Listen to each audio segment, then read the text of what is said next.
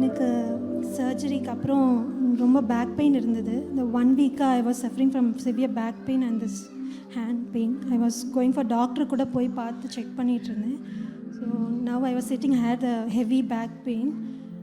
After you prayed வந்து எனக்கு ஒரு வைப்ரேஷன் வந்த மாதிரி I felt and I feel very relieved. Then May the vibrations of God, wherever you are, whichever body part that needs the vibration of God.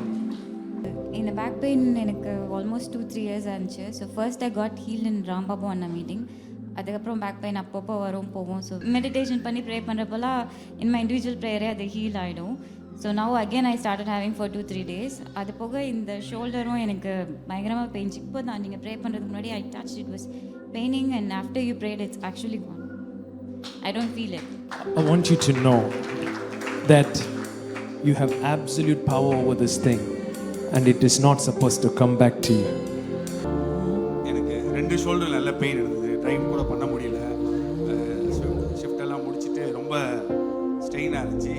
ஆனால் இப்போ pray பண்ணும்போது I feel ஒரு நல்லா சில்லுன்னு இன்னும் still I feel the thing in my shoulders.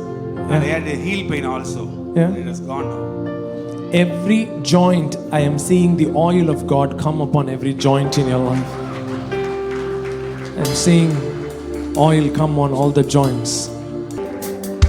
3 days before பீரியட்னால எனக்கு back pain இருந்தது.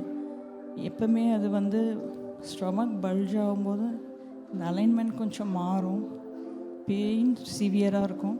நான் நேற்று பசங்க கிட்ட சொல்லிகிட்டு இருந்தேன், எப்படி நான் வந்து வாலண்டியருக்கு நான் பேர் கொடுத்துட்டேன், என்ன பண்ண போகிறேன்னு தெரியல அப்படின்னு யோசிச்சுட்டே இருந்தேன்.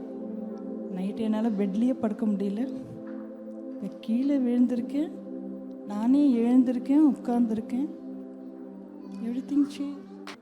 எனக்கும் அவங்க சொன்ன மாதிரியே பாஸ்டர் லைக் அப்பப்போ வந்துட்டு போயிட்டு ஷோல்டர் பெயின், அப்புறம் இந்த நெக்லேருந்து அப்படி வந்துட்டு இருக்கும். இந்த மாதிரி இந்த பக்கத்தில் பார்த்து இந்த சொந்தக்கார வலிகள் எல்லாம் அப்பப்போ வந்துன்னு போயின்னு இருக்கிறதெல்லாம் இனிமேல் ஒருபோதும் வராது இயேசுவின் நாமத்தில். The pains that keep visiting shall not visit anymore. Now it's gone? Completely gone? Come on, give him the glory.